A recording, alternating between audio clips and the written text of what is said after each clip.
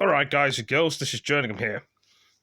The police have home sect PRTI Paytel says the police have insured almost 45,000 fines to people not complying with the COVID restrictions. It could be in the UK, Northern Ireland, Scotland, Wales, with different numbers. So the chairman talks about national more officers will go on patrols enforcing the restrictions of COVID-19. Talks about 1,204 have died in the UK, 45,533 people who have tested positive. So I'm going to take you back to what I just showed you, so you know it's true. So it's talking about the chairman here, these people here.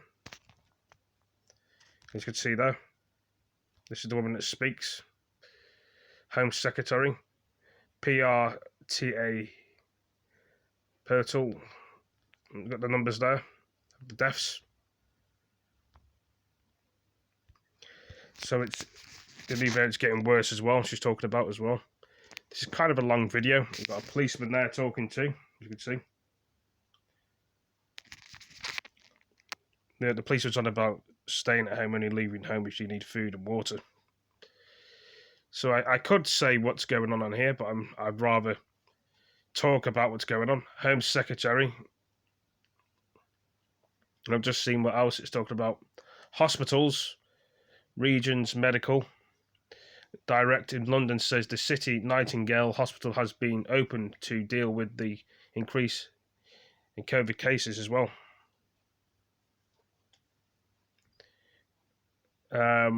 I've just seen what else it says on the screen, so I've got everything right. The chairman for National Council says more police officers will be going on patrol, which I heard that before. I'm just trying to find out what I missed out. And they keep talking about containing the virus, but how can we? Talking about, are the rules tough enough? That's what they're saying in this.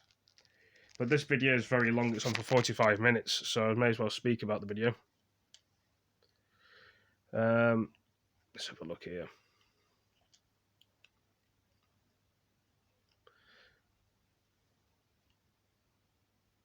Lots of people are sick of this coronavirus. Talk about 35,000 have been in beds. UK current patients. So we've gone through all that. Three people aged 70 to 79, 4 people aged from 70 to 74, extremely vulnerable. So if you're old, you're going to be vulnerable to the virus. Some people have died, some survived, some young people have died of the virus, and others have survived as well. Talking about 401 reports, details, office figures, now it's coming up again. So the deaths have gone rapidly up again compared to yesterday. There were 500 and now there are 1,000 and 1,002, 43. Some people would wish this nightmare was over, but it's not. You can leave your home for exercise once a day with your local area, with your householder or support bubble, or with the person from another householder. You can leave your home meeting support bubbles and childcare bubbles. And about vaccinations now as well. You're still allowed to move house, but people outside your household should not help you move. Health of the nation at risk. So is that a guy saying? I mean, I can hear what's going on the news, so I'm telling you guys and girls that can't hear the volume. So there's the news guy here speaking, Sky News, the new hour, with Mark Austin. Fiction.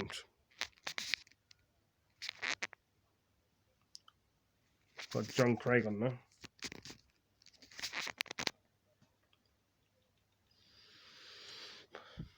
Will it ever get better? So the increase in the police controls and everything else. We're going to be talking about the China as thing as well. So we're going to put this on. You can probably hear the volume on this. So the other thing you didn't hear the volume on because I was speaking on it. So you know what's going on in the world.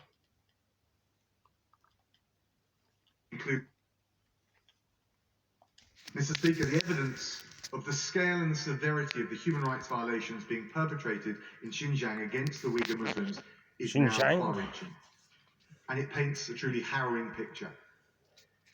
Violations include the extrajudicial detention of over 1 million Uyghurs and other minorities in political re-education camps, extensive and invasive surveillance targeting minorities, systematic restrictions on Uyghur culture, education, and indeed the practice of Islam, and the widespread use of forced labour.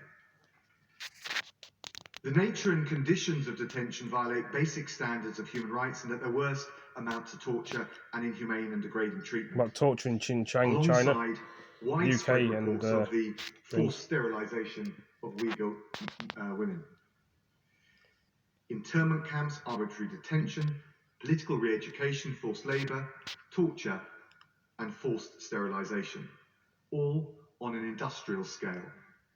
It is truly horrific. Barbarism we had hoped lost to another era being practiced today as we speak in one of the leading members of the international community. And today I can announce a range of new measures to send a clear message that these violations of human rights are unacceptable, and at the same time to safeguard UK businesses and public bodies from any involvement or links with them. I've been working closely with my Right Honourable friends, the Home Secretary, the Secretary of State for International Trade, and the Chancellor of the Duchy of Lancaster.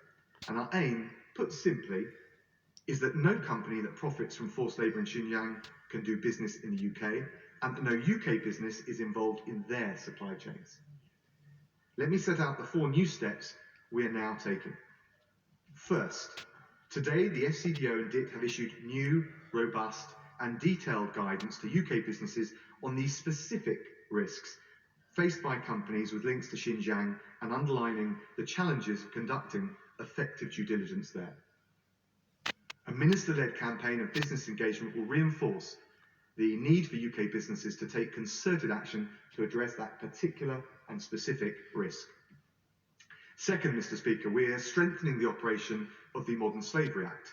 The Home Office will introduce fines for businesses that do not comply with their transparency obligations, and the Home Secretary will introduce the necessary legislation setting out the level of those fines as soon as parliamentary time allows. Third, we announced last September that the transparency requirements that apply to UK businesses under the Modern Slavery Act will be extended to the public sector. If you've not seen this, you can watch it on YouTube or the news channel. If you missed out on anything, if you've not seen this as well, you can watch this on YouTube too. Where there is sufficient evidence of human rights violations in any of their supply chains. Hello, Internet. Isn't January miserable? Anyway, thank you for joining me in this video. Hope you all enjoyed it. Give it a like, give it a comment, share it with your friends. And I'll see you in the next one. Thank you for joining me. Peace. And my phone's going to get charged out some % of battery, so eventually my phone will be charged and we can do some more videos. And yeah, thanks for joining me, guys and girls. See you next one. Peace. Keep well, please.